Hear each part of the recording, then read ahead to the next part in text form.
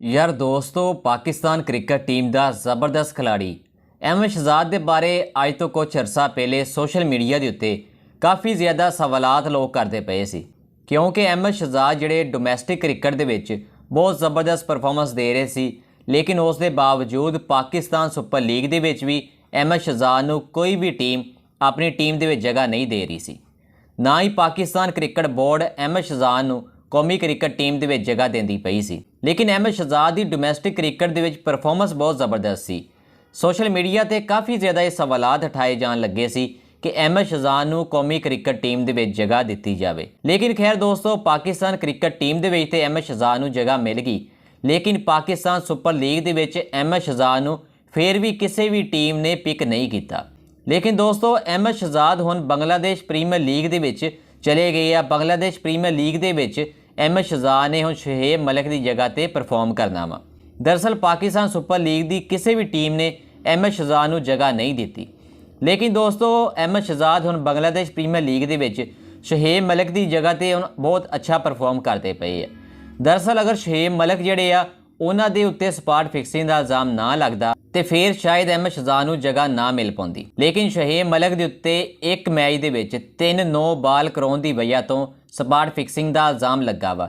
लेकिन ये इल्ज़ाम सही आ या नहीं, इस बारे तो खैर आप कुछ नहीं कह सकते। लेकिन अहमद शहजाद नूं शोएब मलिक की जगह पर मौका मिल गया वा। लेकिन दोस्तों, पाकिस्तान क्रिकेट टीम के किसी जमाने के इसी खिलाड़ी नूं विराट कोहली के मुकाबले का खिलाड़ी कहा जाता सी। लेकिन दोस्तों, अहमद शहजाद नूं विराट कोहली के मुकाबले ते बहुत कम मौके दिते गए। इंडियन क्रिकेट टीम ने विराट कोहली नूं ज़्यादा तो ज़्यादा मौके दिते, जिहदी वजह तो विराट कोहली इस टाइम दुनिया का एक बेहतरीन बल्लेबाज बन गया वा। विराट कोहली की फैन फॉलोइंग जिहड़ी आ अहमद शहजाद तो कई दर्जे ज़्यादा वा। अहमद शहजाद विराट कोहली के मुकाबले ते बहुत पिछे रह गए, लेकिन अहमद शहजाद की बहुत अच्छी परफॉर्मेंस होंदी सी उस जमाने के विच। अहमद शहजाद जिहड़े सी विराट कोहली के मुकाबले का खिलाड़ी सी। लेकिन मेरी नज़र के अहमद शहजाद नूं ज़्यादा तो ज़्यादा मौके देने चाहिए सी। लेकिन अगर पाकिस्तान क्रिकेट टीम के अहमद शहजाद नूं भी ज़्यादा मौके दिते जाते तो अहमद शहजाद भी शायद विराट कोहली के मुकाबले का खिलाड़ी बन जाता। लेकिन दोस्तों, अहमद शहजाद जिहड़े आ फिर कुछ अरसा डोमैसटिक क्रिकेट के खेलते रहे, लेकिन फिर भी उन्होंने जगह नहीं दी जाती पई सी।